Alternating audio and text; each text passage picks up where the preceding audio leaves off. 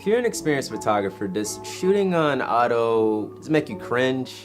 For me, that's gonna be a yes. So for years, I've always felt that if I'm trying to go pro, that I needed to leave my auto shooting behind. I've been a photographer for almost 9 years now, and I still feel this way. I still feel the pressure not to shoot on auto for some reason. I don't know. Like me, you may consider yourself a perfectionist-ish, and everything needs to be in line before you capture that perfect photo, so you fiddle around with your settings and you miss the shot. Usually happens. Now, I truly believe that there is a time and a place to shoot manually as a professional and experienced photographer. But before I share my reasons, let me know in the comments below if you've ever felt that, it's not okay if you're an experienced photographer to go back to shooting on auto. My number one reason to where I believe that it makes sense to shoot on auto would be is if you're using a prime lens or you have a really good entry-level lens. An example of a prime lens would be like one of these, or one of these. If it's a really good entry-level lens, me personally, I think that the Fujifilm 18 to 55 is a fantastic lens. You want to make sure that it has image stabilization and that it has a pretty good low aperture. Another thing is, if you're shooting in very dark situations and your pop-up flash pops up, no one really likes the way these images look, but a quick fix would be using a piece of tissue or a receipt. You put it over the flash, you take the picture, and it'll diffuse the light a little bit. And it's a more flattering look, but I'll leave that up to you to decide. Situation number 2. If you're just getting candid photos for images going on Instagram or any other social media platform, I believe that it is 100% okay.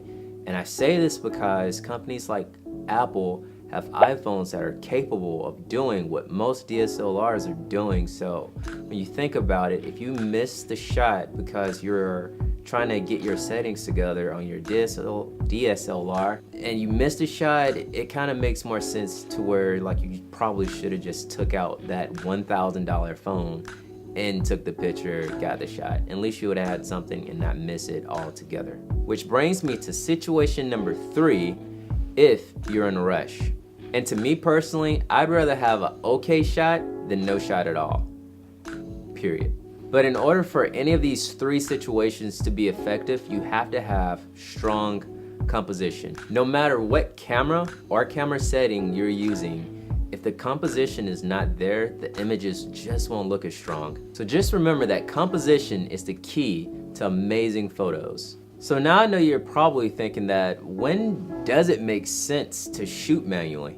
I would say it makes sense to shoot manually if you're going for a specific type of feel or look. If you want your photos to have that moody look, then it's probably not the best decision to use auto. Also, if you're in a low light situation, or if you're using strobes and flashes, and if the pictures just aren't turning out like the way you had in mind, then yeah, you probably want to switch it over to manual. But when it comes down to it, to have complete control over your camera, you want to use your manual setting, period. I believe that there are a lot of benefits to shooting manually. If your photos are coming out overexposed, underexposed, blurry, too warm, too cold, or if your images are just flat out way too grainy, you will know immediately what's wrong and how to fix it. Those are the pros to shooting manually. You always know what's wrong with your camera and you're able to make adjustments. Again, let me know in the comments below if you're an experienced photographer or you just have something against shooting auto, you just started, you're learning manually, and you really don't like shooting auto, you feel some type of way about it.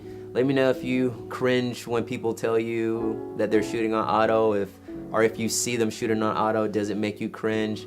Let me know in the comments below. And don't forget to hit the like button if you found this video to be helpful. Thanks for watching and see you in the next one.